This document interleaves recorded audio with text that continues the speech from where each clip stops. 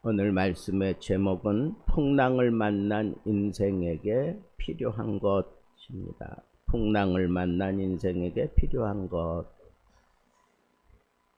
사도 바울은 지금 죄수의 몸으로 이달리아 로마로 가는 배에 올라탔습니다. 그런데 그는 그냥 재판받기 위해서 가는 그 목적 하나 가지고 탄 게 아닙니다. 세계에 복음을 효과적으로 전할 수 있는 그런 심장부를 향하여 마지막 인생의 여정을 달려가는 그런 자세로 지금 배에 올랐습니다. 모든 길은 로마로라고 하는 그런 슬로건이 있는 것처럼 로마를 통해서 복음이 흘러가기 시작하면 정말 효과적이다라고 하는 그런 생각을 우리는 쉽게 할 수 있습니다. 아마 바울도 그런 생각을 가지고 자기 인생의 연약함을 알고 인생이 길면 70이요 강건하면 80이라고 하는 이런 말씀을 너무 잘 알고 있었던 바울은 인생의 막바지를 향한 이 복음의 열정은 바로 저 로마에 가서 해야 되겠다 하는 그런 비전을 가지고 있었습니다. 그래서 그는 상당히 흥분도 하고 큰 기대감을 가지고 배에 올라탄 사명의 항해를 하고 있습니다. 그런데 그 항해가 좀처럼 평탄하지 않는 것을 느끼게 됩니다. 잔잔하던 바다가 유라굴로라고 하는 광풍을 만나게 됩니다. 좋다도 통제할 수 없고 별도 해도 보이지 않는 날이 계속됩니다. 오늘 본문 말씀에 보면 마지막에 그런 표현이 나옵니다. 구원받으리라는 그런 소망마저 다 없어졌더라. 이 말씀을 보면 이 유라굴로 광풍의 실체에 대해서 우리는 느낄 수 있습니다. 그런데 여러분, 우리 인생에게도 이런 미친 바람이 감당할 수 없는 크기로 불어 닥치는 때가 있다고 하는 사실을 아십니까? 순풍이 부는 것 같던 삶이 어느 날 갑자기 폭풍이 몰아칠 때가 있습니다. 경제적인 위기가 오고 건강이 무너지고 가족에게 문제가 생기고 사람들과의 관계가 다 파탄되어 버리는 그런 심각한 그런 광풍이 우리 인생 가운데에도 얼마든지 불어 닥칠 수 있다 하는 겁니다. 이런 측면에 우리가 이런 풍랑을 만나게 된다면 내가 꼭 필요한 지침을 무엇으로 삼고 견디고 이겨내야 할까 하는 그런 생각을 할 수 있습니다. 첫째는 하나님의 말씀에 귀 기울일 수 있는 영적 민감성이 필요합니다. 본문 9절에서 바울은 이렇게 말합니다. 지금 항해하면 화물과 배뿐 아니라 우리 생명에도 큰 손해를 입으리라. 그렇게 분명하게 얘기를 했습니다. 하지만 바울의 말은 무시당합니다. 왜 그렇죠? 그는 죄수의 신분으로 배에 올랐기 때문입니다. 항해 전문가는 더더욱 아닙니다. 그러니까 그 항해를 책임지는 그 백부장 율리오는 선장과 선주의 말을 더 신뢰하고 항해를 결정을 합니다. 여러분, 지중해 그 바다는 고대 로마 시대에 9월 중순부터 11월 중순 사이가 가장 위험한 그런 항해라고 하는 것이 이미 널리 알려져 있었습니다. 그리고 11월부터 3월까지는 아예 항해가 전면으로 금지되는 그런 시기였기 때문에 웬만한 사람들은 그때 하지도 못하고 법적으로 금지된 11월 중순에는 할 수가 없습니다. 지금 이 유라굴로가 덮친 그때가 바로 그 경계 시점이었습니다. 하지만 사람들은 눈앞에 오늘 표현에도 보니까 바람이 순풍으로 불어오니까 바람이 살랑살랑 자기 피부에 와 닿으니까 안전한 것으로 생각하고 바울의 말은 거들떠 보지도 않고 그냥 출발해 버립니다. 지금은 괜찮겠지 하는 자기 생각을 앞세워서 출항을 했던 겁니다. 하나님의 말씀은 풍랑을 막기 위해 먼저 주어졌습니다.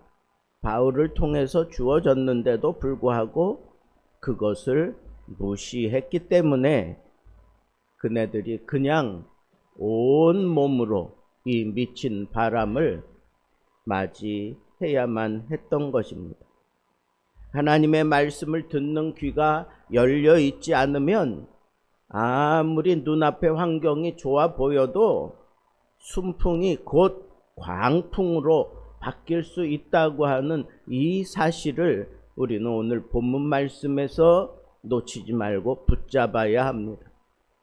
여러분, 배가 목적지까지 가는 동안에 정말 중요한 게 나침반입니다.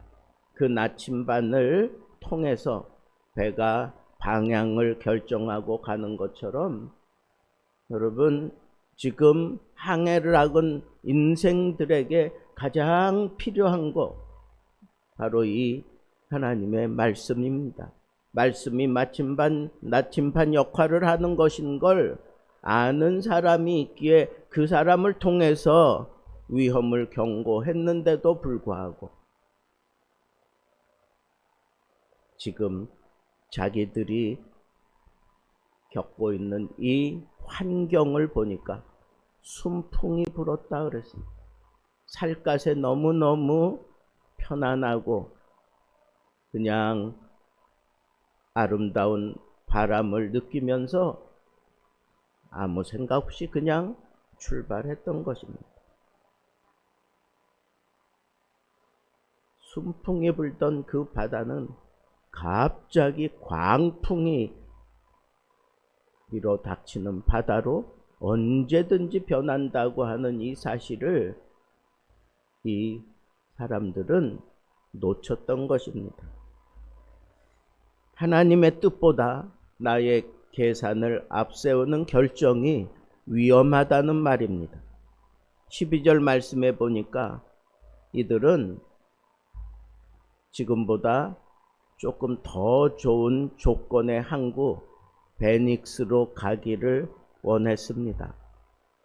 더 안전하고 더 편안한 환경을 찾아서 한 걸음만 더 가면 된다고 하는 생각이 그 배의 지배적인 생각이었습니다. 이때 중요한 사실은 이 결정을 하나님께 묻지 않았다는 겁니다. 하나님의 사람에게 의견을 조율해 보지도 않았습니다. 이들의 모든 판단은 이익이 있느냐, 이게 효율적이냐, 이게 편안한 것이 아니냐, 그것을 따라서 철저하게 인간 중심의 결정을 내렸던 것입니다. 분명히 하나님의 뜻은 여기 머물라라고 사인이 왔는데 우리는 조금만 더 옮기면 거기서는 아주 안전하게 정박할 수 있고 우리들이 어떤 위험이 와도 피할 수 있으니 눈 앞에 보이는 그 항구로 가는 것이 더 옳다라고 그렇게 생각하는데 사람들의 의견이 모아집니다. 백부장도 그렇고 선주와 그리고 배에 탄 많은 사람들이 그렇게 결정을 하고 떠나게 됩니다. 바로 그때 잔잔하던 바다가 갑자기 유라굴로 광풍을 만나게 됩니다. 그런데 여기서 저는 이런 것도 좀 생각해 봐야 되겠다는 거예요. 지금 중요한 사실은 거기는 하나님의 뜻 그리고 하나님의 말씀하고는 상관없이 자기 생각대로 자기 판단대로 자기 경험대로 그렇게 움직이는 사람들만 그 배에 있는 게 아닙니다. 그 배에는 하나님의 사람이 있습니다. 로마도 보아야 하리라 하는 그런 말씀을 주어서 로마에 대한 비전을 더 크게 갖게 만들었고 마침내 로마를 향하여 가는 그 바울도 그 배에 타고 있었다는 겁니다. 그가 지금 로마를 향하여 가는 것은 철저한 하나님의 섭리 속에서 이루어진 일이라는 것을 우리는 그동안 로마의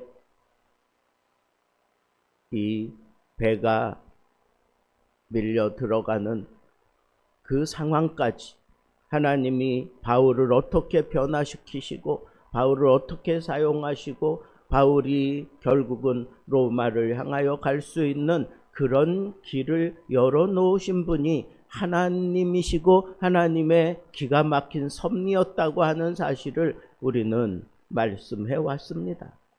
그렇다고 하면 그 배에 하나님의 사람이 타고 있습니다.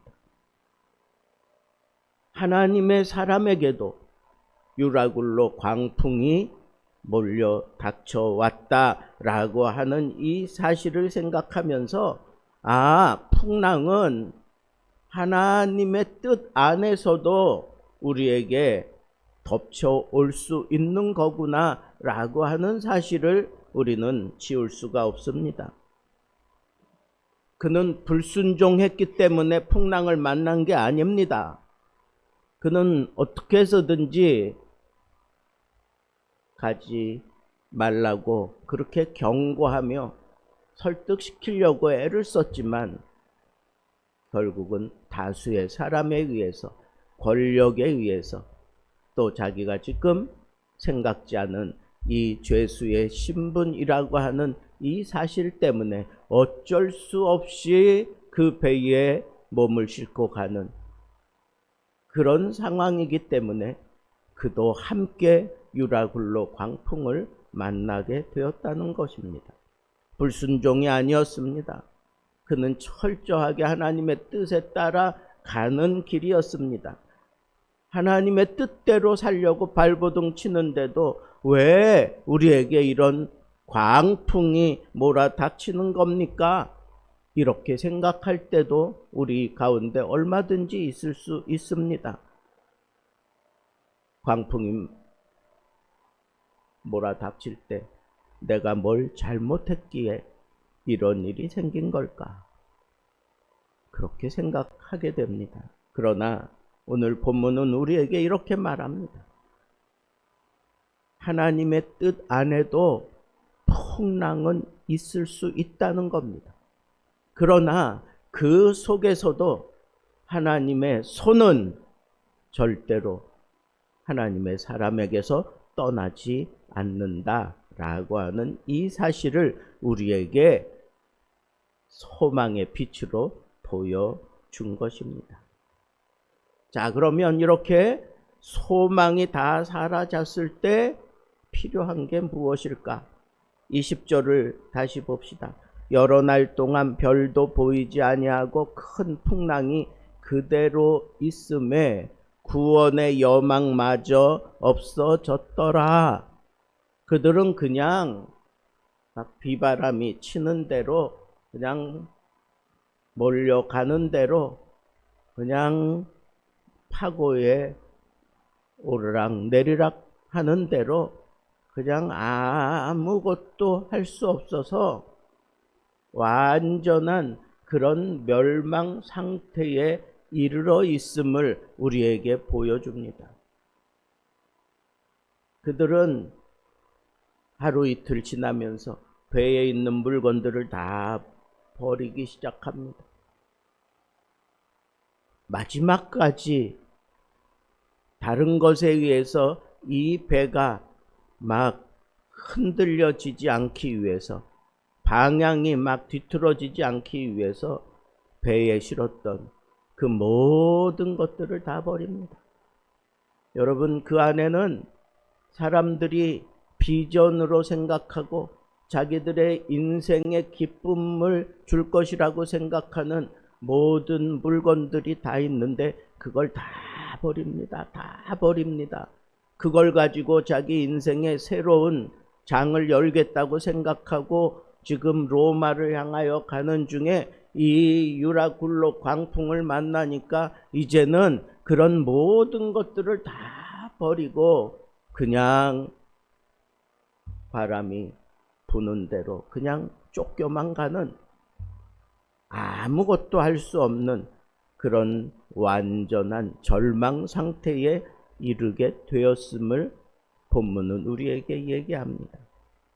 그런데요, 놀랍게도 바로 그 지점에서 하나님이 역사하기 시작합니다. 우리가 내일 또 살펴보겠지만 하나님이 그를 찾아오십니다. 그리고 바울이 이 절망에 빠져 있는 사람들에게 아주 당당하게 하나님의 뜻을 외칩니다.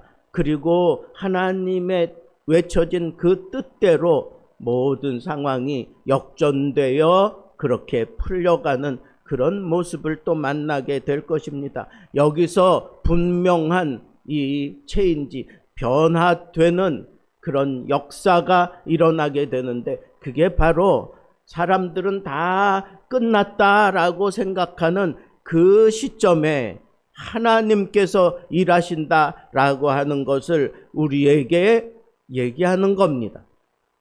이 사람들은 자기의 꿈도 다 포기했습니다. 자기들의 모든 수단도 다 내려놓았습니다. 할 수가 없었습니다. 그때 하나님께서 바울을 통해서 이 사람들에게 구원의 신기한 경험을 계획하시고 감당케 해주신다는 겁니다. 1912년 타이타닉호 세계 최고의 기술력으로 만들어졌습니다. 그래서 이름조차도 타이타닉, 가장 크다라고 하는 그런 이름으로 그렇게 정했습니다. 그런데 우리가 영화를 통해서도 봤듯이 앞에 빙산의 경고를 받고도 속도를 줄이지 않았습니다. 이 타이타닉이 그 정도 빙산은 다 뚫고 지나갈 것이라고 착각했던 겁니다. 그래서 결국 1,500명이 넘는 사람들이 차가운 바다에 잠겨버리고 말았습니다.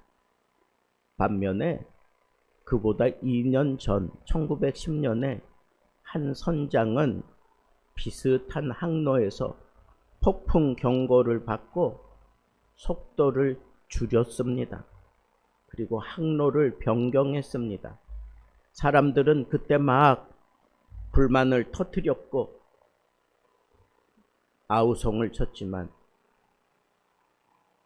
그 항구를 다 벗어나고 난 이후에 그 항로에 암초가 있었다고 하는 사실이 확인되었고 수백 명이 목숨을 건졌습니다.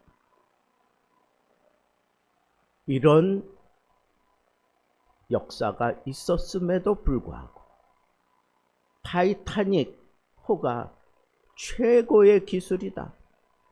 이 배를 멈춰 세울 수 있는 것은 아무것도 없다라고 그렇게 생각할 정도로 의리의리하게 배를 지어놓고